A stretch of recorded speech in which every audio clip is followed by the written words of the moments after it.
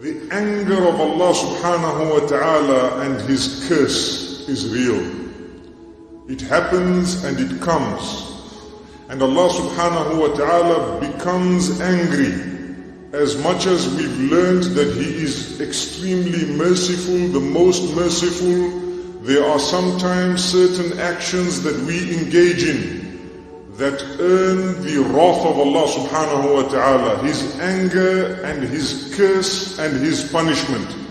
The Quran has addressed us as well as all mankind regarding the anger and wrath of Allah subhanahu wa ta'ala. The idea of that is for us to take heed. We must make sure we are not engaged in those type of deeds.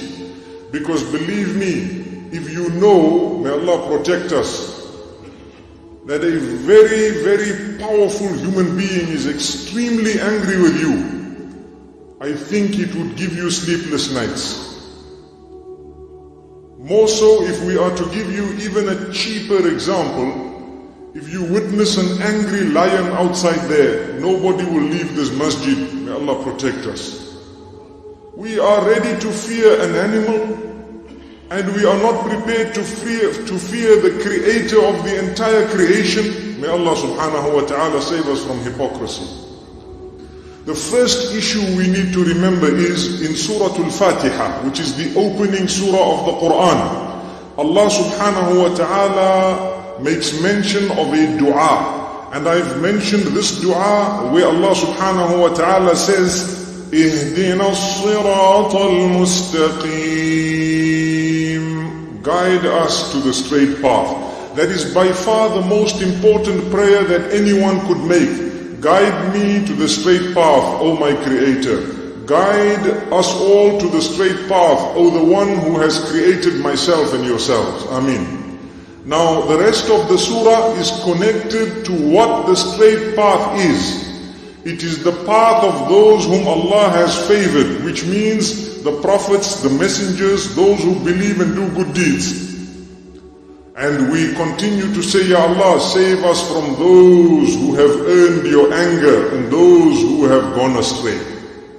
So, the meaning of the straight path is mentioned in the same surah, and we repeat it so many times. صراط الذين أنعمت عليهم غير المغضوب عليهم ولا الضالين.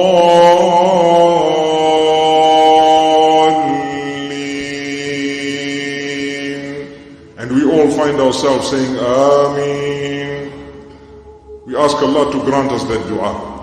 Ya Allah, grant us the path of those whom you have favored, and do not grant us the path of those who have earned your anger.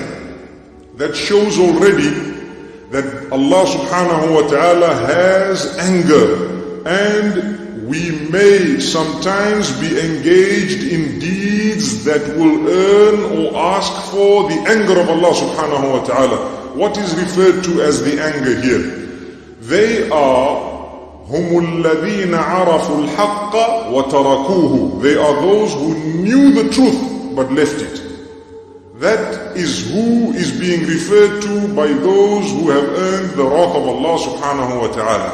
The people of the book as well as all others who have known the truth. They knew what the truth was. They knew that this is what we are waiting for. We are waiting for this sign and that sign. When the messenger came to them with all those signs, they preferred to cover their book and turn it and twist it and hide it, and they preferred not to accept the message solely because of the fact that he was from amongst the Arabs and he was not from amongst them. The same applies to every single one of us.